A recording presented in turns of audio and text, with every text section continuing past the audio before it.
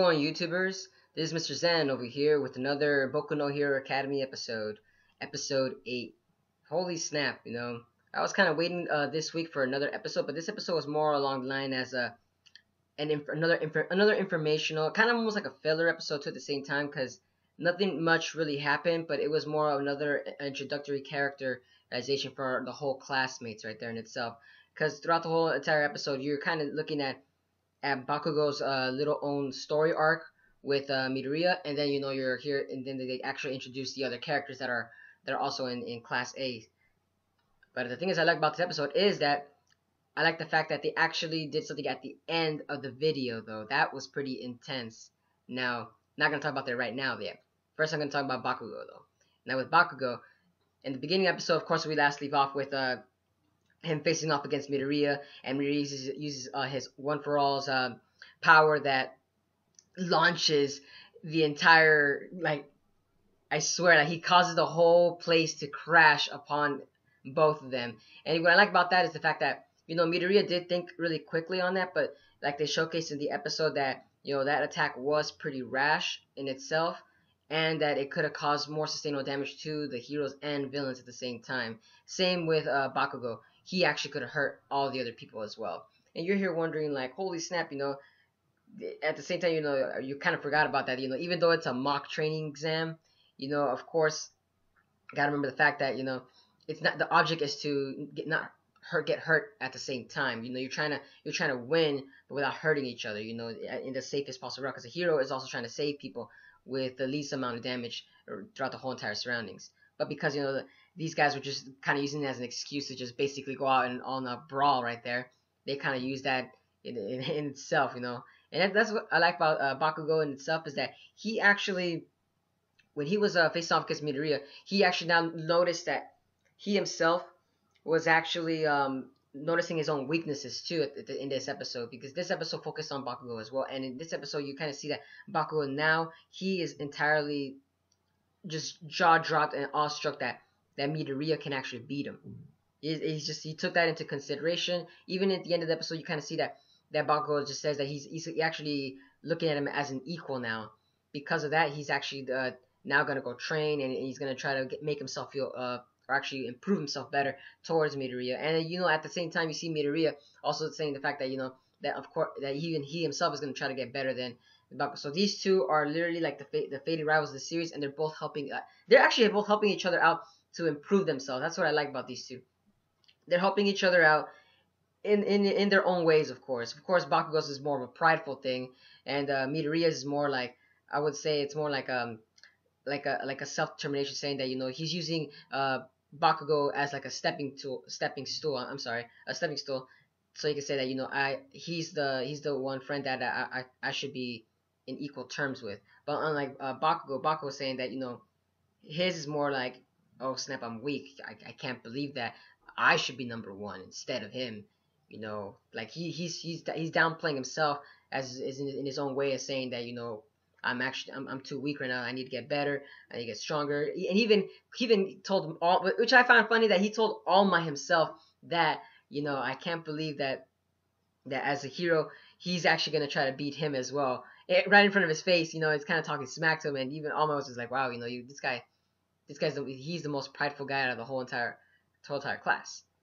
But Bakugo, he's a lovable character that we all enjoy, and that's what's great about his characterization in this entire episode, is the fact that he's actually able to notice his weaknesses and is not falling into prey into, like, I would say, the dark side. I would say, because you got to remember correctly, I believe Bakugo is almost similarly based on the Sasuke and Naruto rivalry, but these two rivalries are very different in itself as well, because of the fact that Bakugo is more of, like, he's not an antagonist, you could say. He's still a primary protagonist in this characterization arc.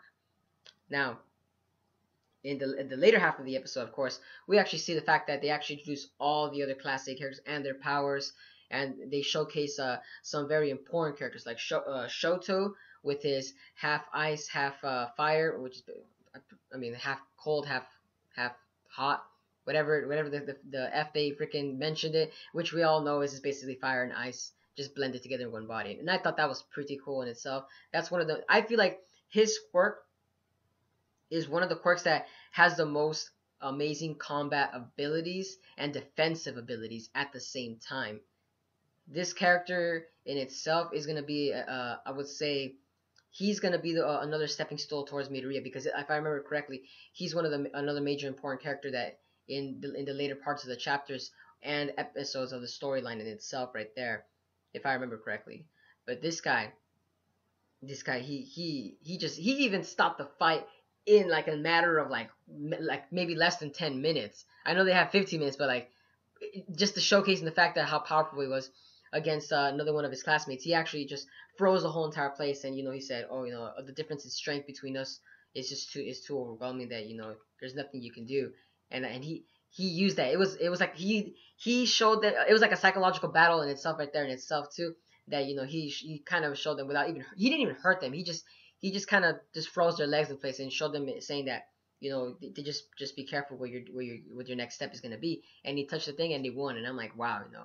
And they even showed if I remember, I forgot his name.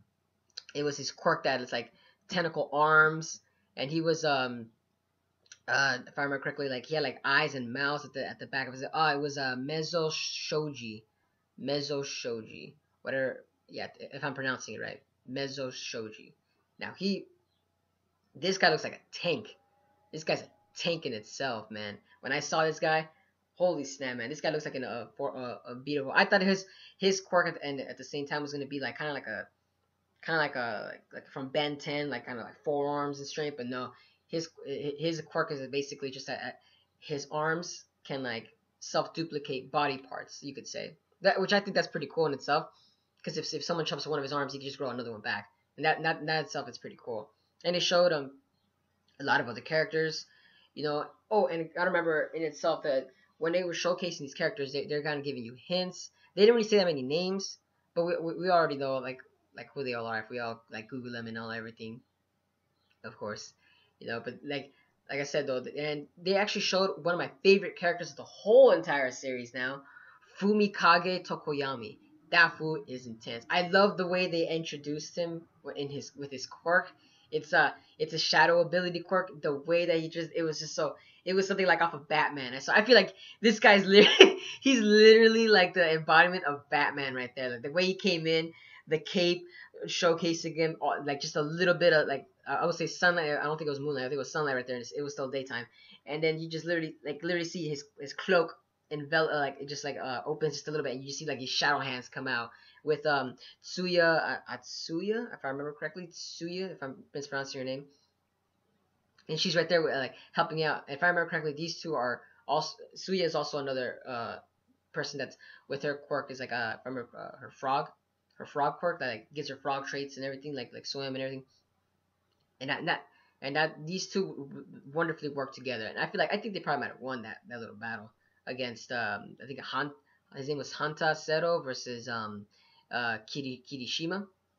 Those two, holy snap, they're also amazing as well. Like I'm loving the fact that that all the characters in this arc are like I like how they're being introduced, how they're showcasing their quirks. Each and every one of them's quirk is amazing in itself. It's just how they're showcasing it too. But that was basically just like right there in the middle of the episode, just like they're just showcasing a lot of other people's, and at the same time, respect for Midoriya, because in this episode you kind of see the fact that all the other classmates now respect Midoriya. Now they are in total awe of him. They're just loving the fact that Midoriya is standing up for himself. He's literally becoming one of like I said before in one of my previous videos, that he's becoming the top. He's becoming the top of the class right now. And that's what's great about him, is that he's literally just trying. He's trying his best, and it's really showcasing that, because all the other people like really are loving Midoriya now, and they're respecting him on the terms that I remember I think Hanta Seto said that he wanted to train with him too, and so did Kirishima, if I remember correctly. They just wanted now they want to like start kicking with him, and that's just great. There wasn't that much comedy in this entire episode too at the same time. Just a little bit of comedy with a little bit of All Might and Tenya Lita. Tenya Lita, throughout this whole, like, he's one of the most amazing people. But I like the fact that they're using him throughout the whole entire series as like a comedic person. He has like the fastest of big kind. He's kind of like the Quicksilver of this series, and yet he's just like he's just a comedic duo. You know, like he's like the Flash. I want to say the Flash, eh, sort of, but they're just using him for comedic effects throughout the whole entire series. You know, like he told his like classmates that, oh, you know, respect the desk, get off the seat, Fumikage. You know, our respected elders were once sitting on this. These are like our grand memorables for remembering these people. I'm just like here thinking like that's one way of looking at it. That really is one way of looking at it, but just that the fact that, you know, who really cares? It's just a seat though at the same time, you know. It's just a seat.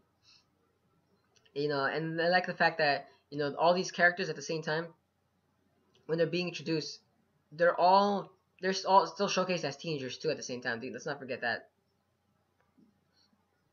Because sorry, excuse me. When you actually see these characters, you see that they're all enjoying themselves, and they're all following it rule by rule. Rule by rule, and the only people that really didn't really follow the rules was Midoriya and Bakugo. Only those two are the only ones that I would say necessarily didn't follow the rules, and that's all showcasing that they're really different from the other characters as well, because of the fact that they didn't listen to the rules. They're doing everything on their own. They're stubborn, you know, and that's gonna set them apart from the other characters as well, you know. And let's not forget also the fact that I love how Uraraka was actually showcasing it's a fated battle between men, a fated battle, and that's what I like about that. You know, even the women of the class are actually noticing that these two are gonna clash heads. You know, all the other classmates are noticing that, and you know that's what, I thought that was a little bit funny of the whole entire episode right there. But now at the end of the episode, we actually see the villains. Yes, the freaking villains of the whole entire series are finally coming out. We actually see Kurogiri, the shadowy looking person. We see Tomura Shigaraki. We actually see him, the one with all the giant hands on them. I'm kind of excited because these villains are like they're like basically the Orochimaru and how do I say it?